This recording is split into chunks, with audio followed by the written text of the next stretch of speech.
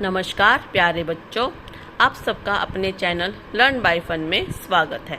आज की इस वीडियो में हम ज्ञान प्रवाह के पाठ नंबर 19 पुष्प की अभिलाषा के बारे में पढ़ेंगे। यह एक कविता है और इसके रचयिता कवि माखनलाल चतुर्वेदी जी हैं।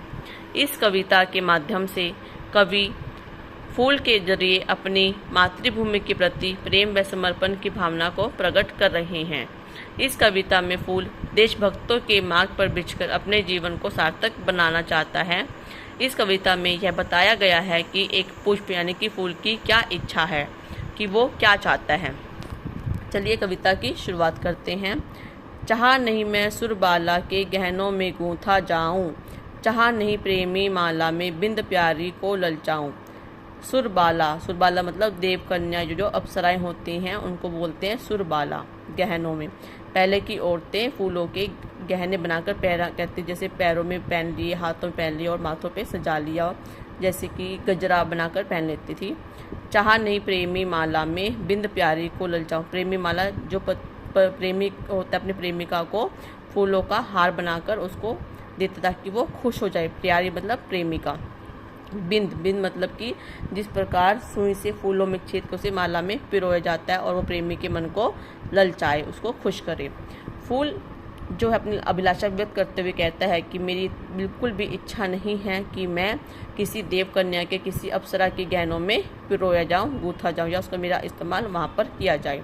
और ना मैं ये चाहता हूँ कि कोई प्रेमी मुझे अपनी प्रेमिका को खुश करने के लिए उसकी गजरे में या फिर उसको माला के रूप में उसे दे और मैं उसको ललचाऊं, उसको खुश करूँ। चाह नहीं सम्राटों के सब पर हे हरि में डाला जाऊं, चाह नहीं देवों के शीश पर चढ़ूं, भाग्य पर इटलाऊं। सम्राट मतलब जो राजा महाराजा होते हैं, जब उनके अंतिम शव होता है, जो उनकी यात्रा होती है, अंतिम दर्शन के लिए जो लोग आते हैं, तो वो फूलों के जो सर्कल शेप में जो हार होते हैं वो लेकर आते हैं।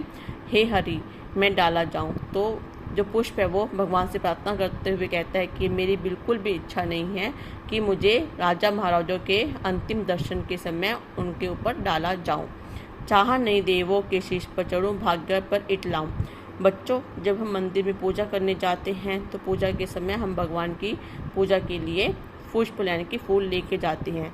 तो पुष्प कहते हैं कि हमारी ये बिल्कुल भी इच्छा नहीं है कि हम किसी देवालय में किसी भगवान के चरणों पर चढ़ के अपने भाग्य यानी कि किस्मत पर खुश हो जाएं कि हम भगवान के चरणों पर चढ़ गए हैं, हमारा जीवन सार्थक हो गया है।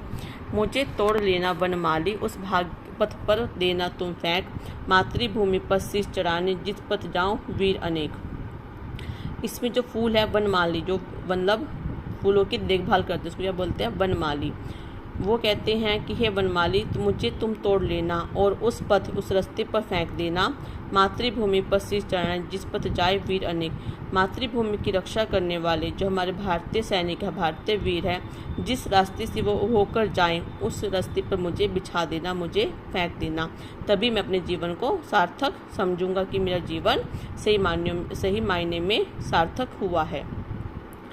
ये थी बच्चों आज की हमारी कविता पुष्प की अभिलाषा, जिसमें पुष्प चाहता है कि वो किसी सुरबाला के या किसी प्रेमिका के या किसी सम्राट के सब या फिर मंदिर में किसी भगवान की मूर्ति के सामने चढ़ाया जाए। वो चाहता है कि जो हमारे देश की रक्षा करते, जो हमारे देश के वीर सैनिक हैं, वो अपने प्राणों की रक्षा ना करते हुए हमारी मातृभूमि की हमारी रक्षा करते हैं और वो निस्वार्थ भाव से अपने प्राणों को त्याग देते हैं। उसी प्रकार मैं भी उन वीरों के सम्मान के लिए उनके रास्ते पर बीच जाना चाहता हूँ, तभी अपने जीवन को सार्थक मानूंगा।